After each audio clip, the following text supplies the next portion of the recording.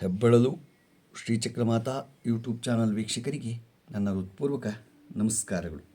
ಸುಭಾಷಿತ: ಜೀವನದಲ್ಲಿ ಅತಿ ಕಠಿಣ ಸಂದರ್ಭಗಳು ಎದುರಾದಾಗ ಮನಸ್ಸಿನ ಯಾವುದೋ ಮೂಲೆಯಲ್ಲಿ ಎಲ್ಲವೂ ಒಳ್ಳೆಯದಾಗುತ್ತದೆ ಎಂಬ ಧ್ವನಿ ಬರುತ್ತದೆ. ಆ ಧ್ವನಿಯೇ ಮೂಲ ಸ್ವಯಂ ಭಗವಂತನೇ ಆಗಿರುತ್ತದೆ.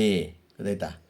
ನಮಗೆ ಏನಪ್ಪ ಯಾವಾಗಪ್ಪ ಮಾಡೋದು ಅನ್ನಿಸ್ಕೊಂಡಾಗ ಅಯ್ಯೋ ಇಲ್ಲ, ಭಗವಂತ ಇದ್ದಾನೆ ಅಂತ ಧ್ವನಿ ಒಂದು ಒಳ್ಳೆಯದಾಗತ್ತೆ ಅಂತ ಬರುತ್ತೆ. ಅದು ಭಗವಂತನಿದೆ ಅಂತ ನಾವು ಅರ್ಥ ಮಾಡ್ಕೋಬೇಕು. ಇವತ್ತು ನಾವು ದಿನಪಂಚಾಂಗಕ್ಕಿಂತ ಮುಂಚೆ ಅಪ್ರತಿಮ ವೀರ ಅಗ್ನಿ ದಿವ್ಯವನ್ನು ಆಯ್ದು ದೇಶದ ಅಪ್ರತಿಮ ನಾಯಕ ಜಾರ್ಜ್ ಫರ್ನಾಂಡಿಸ್ ಸೆಂಟ್ರಲ್ ಮಿನಿಸ್ಟರ್ ಆಗಿದ್ದರು. ಅವರ ಬಗ್ಗೆ ಭಾಳ ಒಳ್ಳೆಯ ವ್ಯಕ್ತಿ. ಅವ್ರ ಬಗ್ಗೆ ನಾವು ತಿಳ್ಕೊಳ್ಳೋಣ.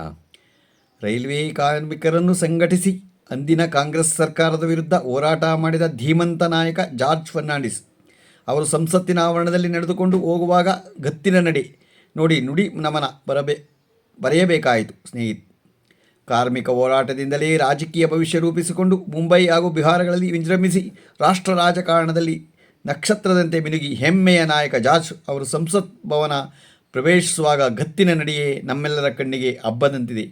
ಇಂತಹ ಸರಳ ಸಜ್ಜನಿಕೆಯಿಂದ ಕೂಡಿದ ದಾರ್ಶನಿಕರ ಪಾರದರ್ಶಕ ಜೀವನವೇ ಪ್ರಜಾತಂತ್ರದ ಸೌಂದರ್ಯವನ್ನು ಹೆಚ್ಚಿಸಿದ್ದು ಸುಳ್ಳಲ್ಲ. ಹಾಗೆಯೇ ಪ್ರಾಮಾಣಿಕ ಗತ್ತು ಇಂದಿನ ತಲೆಮಾರಿನ ರಾಜಕಾರಣಿಗಳಿಗೆ ಬರುವುದು ಸಾಧ್ಯವೇ ಇಲ್ಲ.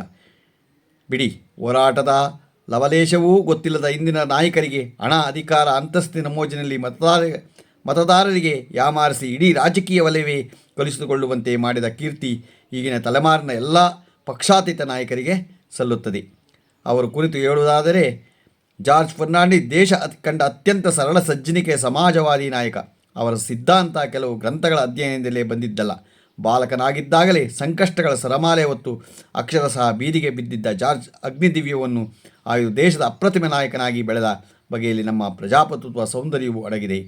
ಅವರನ್ನು ಹಾಗೇ ಮಾಗಿ ಪಳಗಿಸುವಲ್ಲಿ ಪ್ರಜಾತಂತ್ರ ತುರ್ತು ಪರಿಸ್ಥಿತಿಗೆ ಹೊರಳಿದ್ದ ಕರಾಳ ಇತಿಹಾಸವೂ ಇದೆ. ಒಬ್ಬ ಕಾರ್ಮಿಕ ನಾಯಕನಾಗಿ ಜಾತಿ, ಧರ್ಮ, ಪ್ರದೇಶದ ಹಂಗು ತೊರೆದು ಬೆಳೆದ ಈ ನಾಯಕ ನಿಶ್ಚಿತವಾಗಿ ಇಂದಿನ ರಾಜಕಾರಣಿಗಳಿಗೆ ಮಾದರಿ. ಏಕೆಂದರೆ ಅವರೊಬ್ಬ ಬೀದಿಯಲ್ಲಿ ನಿಂತು ಜಿಂದಾಬಾದ್ ಮುರ್ದಾಬಾದ್ ಕೂಗುವ ಜನ ನಾಯಕನಾಗಿ ಮಾತ್ರ ಉಳಿಯಲಿಲ್ಲ.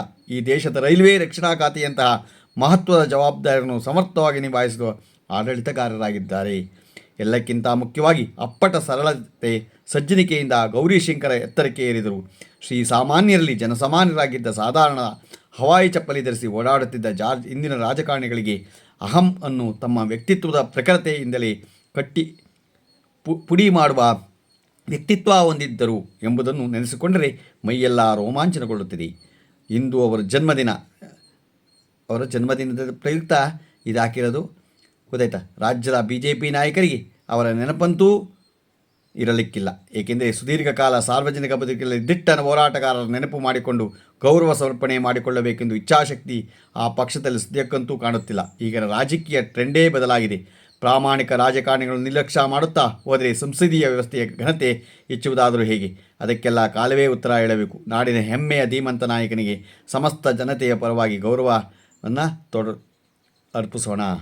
ಗೊತ್ತಾಯ್ತಾ? ಯಾವತ್ತೇ ಆಗಲಿ ನಮ್ಮ ದೇಶಕ್ಕೋಸ್ಕರ ದುಡಿದ ವ್ಯಕ್ತಿಗಳನ್ನ ನಾವು ಸ್ಮರಿಸಲೇಬೇಕು.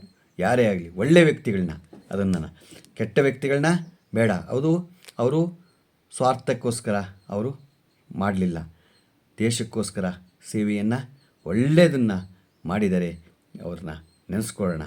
ಇವತ್ತು ನಾವು ದಿನಪಂಚಾಂಗವನ್ನು ತಿಳ್ಕೊಳ್ಳೋಣ. ದಿನಾಂಕ 17/6/2025 ಮಂಗಳವಾರ, ಶ್ರೀ ವಿಶ್ವಾವಸು ನಾಮ ಸಂವತ್ಸರ, ಉತ್ತರಾಯಣ, ಜ್ಯೇಷ್ಠ ಮಾಸ, ಗ್ರೀಷ್ಮ ಋತು, ಕೃಷ್ಣಪಕ್ಷ, ತಿಥಿ ಷಷ್ಠಿ, ಹಗಲು 12 ಗಂಟೆ 1 ನಿಮಿಷ, ನಕ್ಷತ್ರ ಶತಭಿಷ, ರಾತ್ರಿ 10 ಗಂಟೆ 44 ನಿಮಿಷ, ಮಳೆ ಮೃಗಶಿರ 3ನೇ ಪಾದ, ರಾಹುಕಾಲ 3:36ರಿಂದ 5 ಗಂಟೆ 12 ನಿಮಿಷ ತನಕ ಇದೆ. ಗುಳಿಕಾಲ 12:24ರಿಂದ 2 ಗಂಟೆ ತನಕ ಇದೆ. ಯಮಗಂಟೆ ಕಾಲ 9:12ರಿಂದ 10:48 ತನಕ ಇದೆ. ಇವತ್ತು ಯಾರು ಹುಟ್ಟುಹಬ್ಬ ಆಚರಿಸ್ಕೊತಿದ್ರು, ಮದುವೆಯಾದ ದಂಪತಿಗಳು ವಾರ್ಷಿಕೋತ್ಸವ ಆಚರಿಸುವವರೆಗೆ ನಮ್ಮ ಹೆಬ್ಬೆಳಲು ಶ್ರೀಚಕ್ರಮಾತಾ ಯೂಟ್ಯೂಬ್ ಚಾನಲ್ ಕಡೆಯಿಂದ ಶುಭಕಾಮನೆಗಳನ್ನು ತಿಳಿಸ್ತೀವಿ. ದೇವರು ಅವರಿಗೆ ಆಯಸ್ಸು, ಆರೋಗ್ಯ, ಐಶ್ವರ್ಯ ಎಲ್ಲ ಕೊಟ್ಟು ಕಾಪಾಡಲಿ ಅಂತ ಕೇಳ್ಕೊತೀನಿ. ನಮ್ಮ ಹೆಬ್ಬೆಳಲು ಶ್ರೀಚಕ್ರಮಾತಾ ಯೂಟ್ಯೂಬ್ ಚಾನಲ್ ಯಾರು ಸಬ್ಸ್ಕ್ರೈಬ್ ಆಗಿಲ್ವೋ ದಯಮಾಡಿ ಸಬ್ಸ್ಕ್ರೈಬ್ ಆಗಿ, ಲೈಕ್ ಕೊಡಿ. ಇದು ನಿಮ್ಮದೇ ಚಾನಲ್ ಆಗಿರೋದ್ರಿಂದ ನಮ್ಮ ಲಿಂಕನ್ನು ಬೇರೆ ಗ್ರೂಪ್ಗಳಿಗೆ ಫಾರ್ವರ್ಡ್ ಮಾಡಿ. ನಮಸ್ಕಾರಗಳು.